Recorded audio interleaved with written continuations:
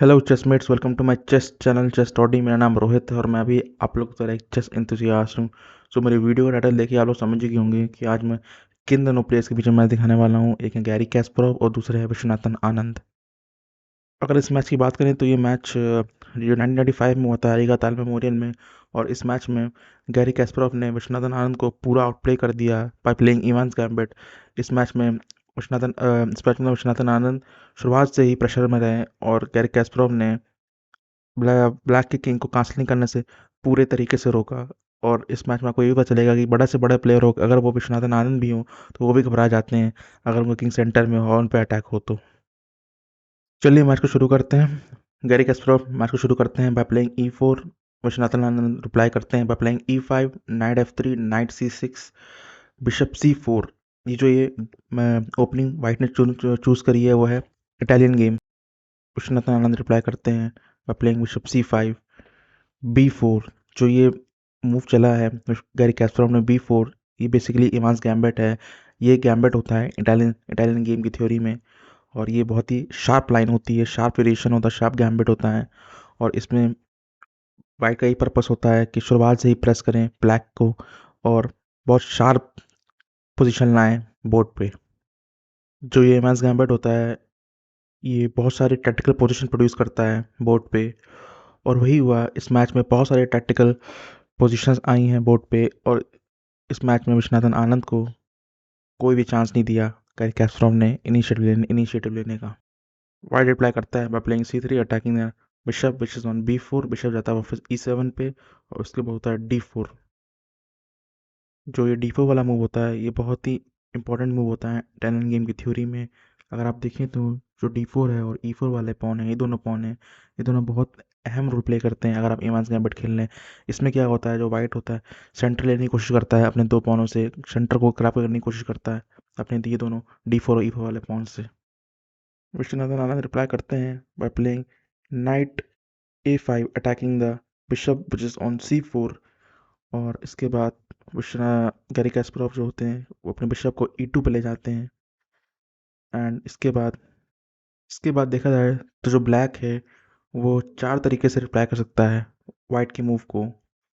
अगर हम पहले वेरिएशन की बात करें तो जो पहला वेरिएशन है ब्लैक का, अगर ब्लैक पुश करता है D6 तो क्वीन A4 आके ब्लैक की किंग को चेक पड़ती है। और अगर ब्लैक C6 पुश करता है तो ब्लैक का पॉन स्ट्रक्चर ख़राब हो रहा है, और वाइट का यही पर्पस है कि किसी ना किसी तरह ब्लैक के पॉन स्ट्रक्चर को ख़राब करें।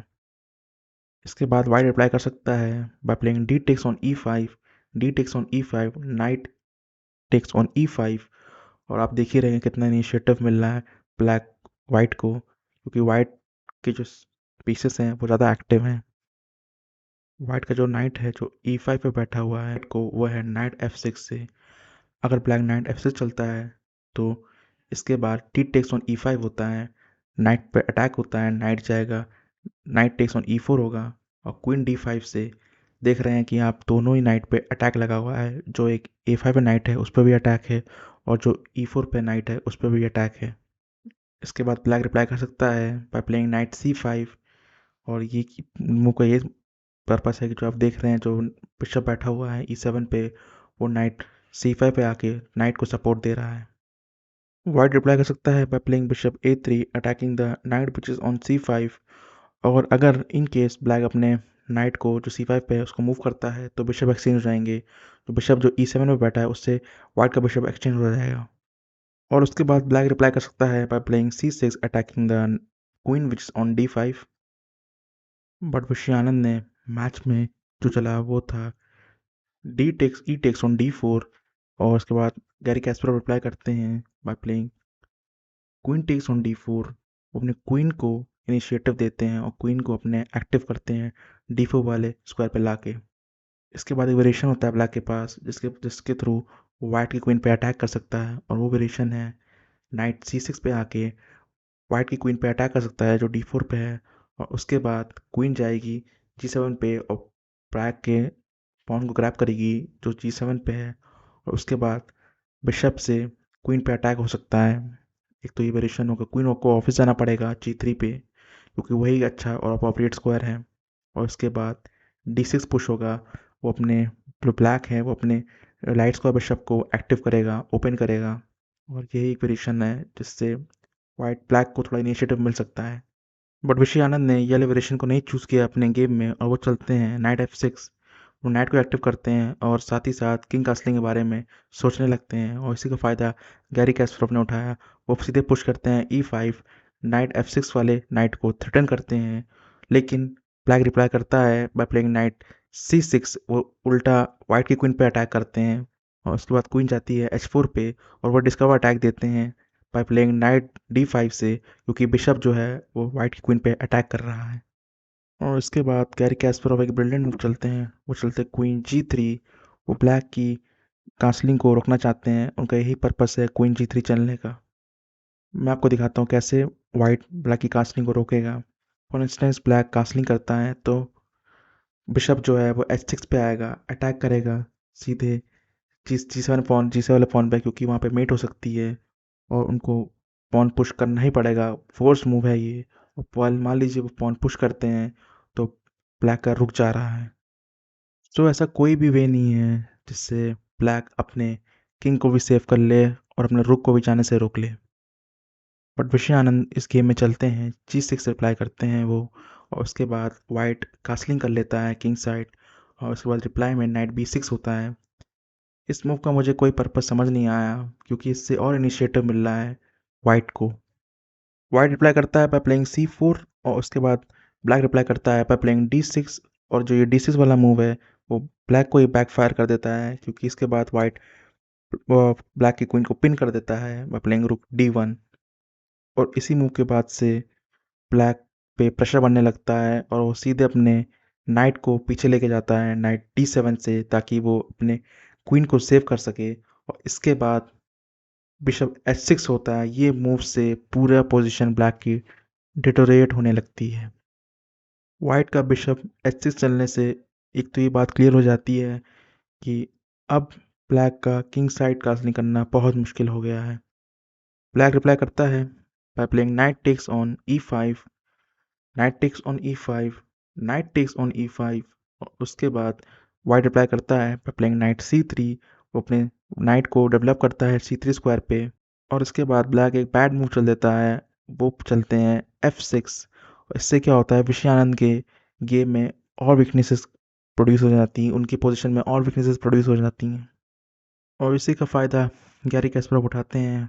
वो चलते हैं C5, और इसके बाद ब्लैक रिप्लाई करता है बाय प्लेइंग नाइट F7। वो सीधे H6 वाले बिशप पे अटैक करते हैं, और इसके बाद C टेक्स ऑन D4 होता है, C टेक्स ऑन D4 होता है।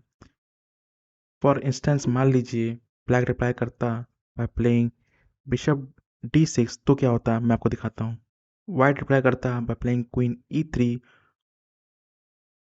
वाइट रिप्लाई करता बाय प्लेइंग क्वीन E3। वो सीधे ब्लैक की किंग को चेक देता।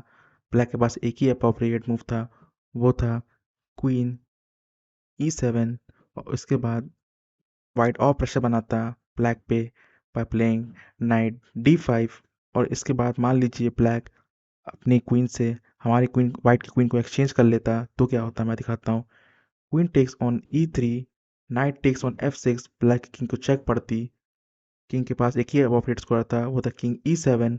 और इसके बाद नाइट D5 आके फिर से ब्लैक की किंग को चेक पड़ती, और ब्लैक का किंग वापस जाता है D8 पे। और उसके बाद simply bishop takes on E3 होता, और वाइट की पोजीशन बहुत ज़्यादा एडवांटेज में होती, बहुत अच्छी होती एज कम्पेयर टू ब्लैक।